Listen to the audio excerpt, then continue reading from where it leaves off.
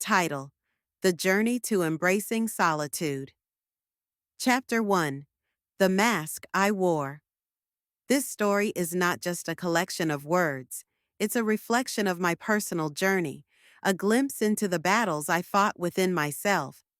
For the longest time, I feared loneliness. I did everything to surround myself with people, to avoid the silence that felt too loud. I laughed, I socialized, and I built a life that seemed full.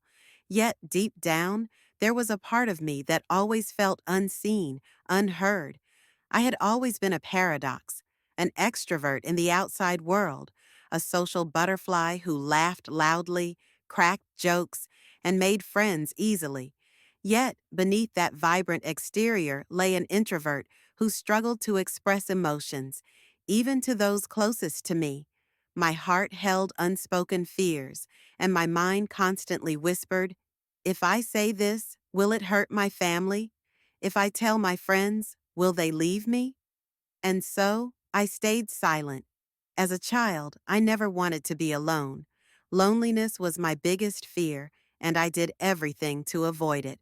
In school, I had many friends, but as much as I tried, I never found a friend with whom I could share my thoughts openly. But when I transitioned to college, I met someone I considered my first true best friend. She was kind, understanding, and the first person with whom I felt comfortable sharing my thoughts. For the first time, I felt seen, heard, and understood. Chapter 2: The Inevitable Drift. But as time passed, my best friend made new friends. She got busy with her own life, and though I tried to hold on to our connection, I could feel the distance growing. When college ended, I returned home, expecting warmth and comfort from my family, only to realize they were engrossed in their own struggles. My friends, too, had moved on. Some traveled abroad, others got busy with work, and my best friend stopped talking to me altogether. I was alone, completely and utterly alone. Days turned into weeks, and weeks into months. My routine became monotonous, studying, watching YouTube videos, and staying confined in my room. Social media, once my escape, became a reminder of everything I had lost. So I deleted it. I isolated myself further, hoping to find solace in solitude, but instead I felt like I was drowning. Chapter 3: Rock Bottom. As if loneliness wasn't enough, life threw another challenge my way. I failed an important exam I had been preparing for, and the weight of that failure crushed me. I couldn't tell my family how I felt.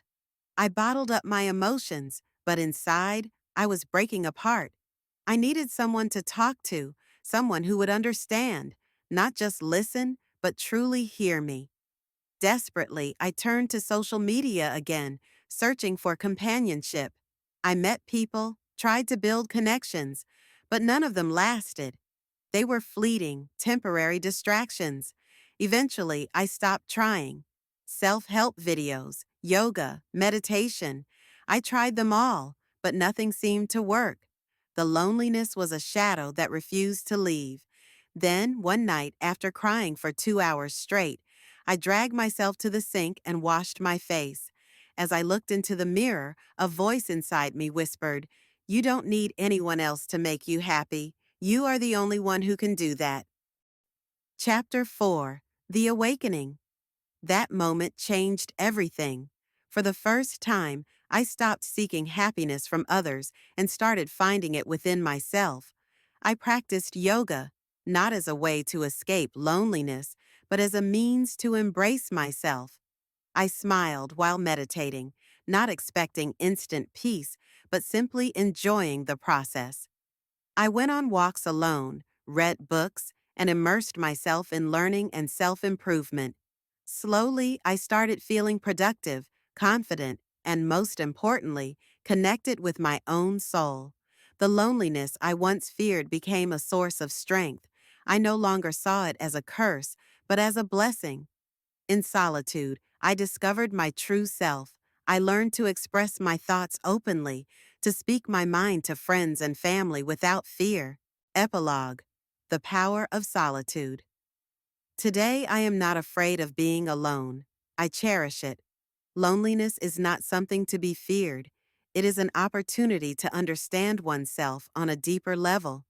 When we stop expecting others to fill the void inside us, we realize that we were never empty to begin with. I am strong. I am whole.